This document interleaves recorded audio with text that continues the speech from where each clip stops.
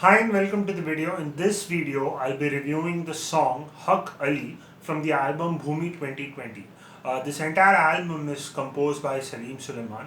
The singers of this particular song are Raj Pandit, Salim himself, Salman Ali and Vipul Mehta. The lyric writer of this song is Kamal Haji.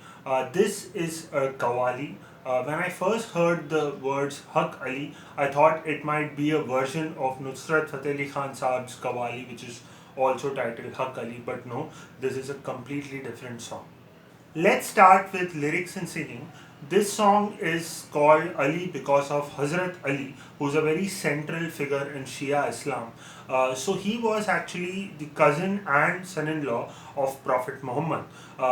Shia Muslims believe him to be the rightful successor of Prophet Muhammad and they call him their Imam. The word Haq in Arabic means truth or the correct thing or the right thing. So what they're trying to essentially say with this song is that Ali or Hazrat Ali is the truth. That he's omnipresent, he's omnipotent, he's here, he's still relevant, and he's still rewarding his devotees, and whoever believes in him, he does them good.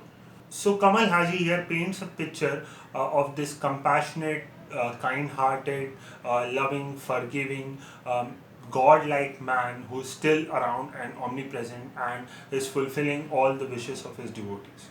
From a lyric writing point of view, it is very effective, it is very crisp, the meaning is driven home really well and you can kind of feel the devotion, it is very dignified. The phonetics have been worked on a lot. I think Kamal Haji knows Urdu really well, so not just that the lyrics mean something, but they also sit beautifully in the tune. So overall, a fine attempt with regards to the lyrics, and they succeed in driving home the message that they want to deliver. Let's talk about the singing now. So the selection of singers is very interesting. So the four singers here again are Salim, Raj Pandit, Vipul Mehta and Salman Ali. The devotional, very mellow and submissive kind of lines have been sung by Salim and Raj Pandit. They bring this feeling, this emotion to the song, and the musical burden or the burden of showing their musical prowess or gaiki has been put on Vipul Mehta and Salman Ali. As you're all familiar with Salman Ali from his reality shows, he has this high range, high vocal range, and he's known for singing in that range, so they have made him do that. Vipul Mehta very succinctly provides the need for nuance in the song. Raj Pandit and Sulaiman sing these ad-lib portions which kind of take your heart away and make you feel very devotional and very contemplative. So all the singers have been chosen really well to do their roles and they play their part perfectly. I also want to note that most of the composition here is Indian, very Indian, but Salman Ali sings a couple of lines where he takes some Arabic kind of nuances and puts it very subtly into his singing. So overall, from the singers, it's an absolute treat. So that takes me into composition. As I already mentioned, it's a qawwali, so you have all the staple qawwali elements like the clapping and the chorus vocals, and you also have an ad-lib portion at the very beginning and also an ad-lib portion at the very end. Instead of a third verse or a bridge, they have this section where a couple of singers are doing sargams and Salman Ali is doing an alap over the sargams. It's really beautiful, but it's really short. I think that's what they wanted, just to do a small section and come back to the hook, so it works really well.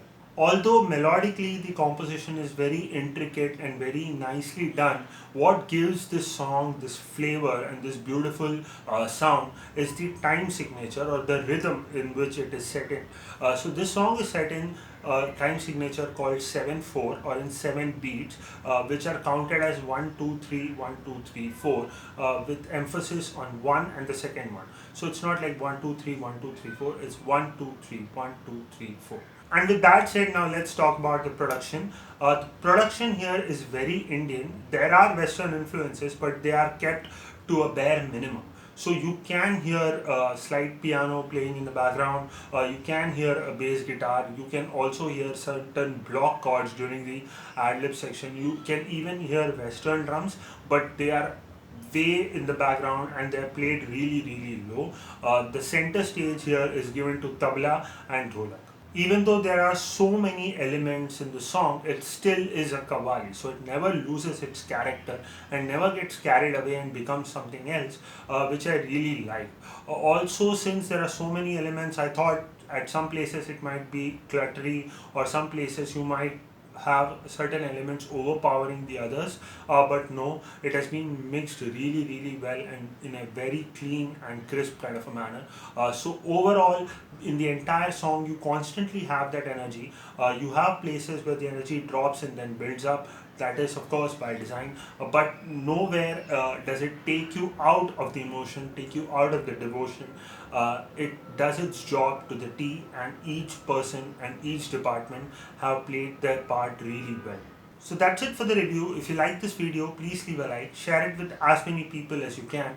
Check out other stuff on my channel. I have a lot of music reviews out there. If you like any of that, please consider subscribing. I'm trying really hard to hit 500 subscribers, and I can't do it without your love and support. I'll see you in another video.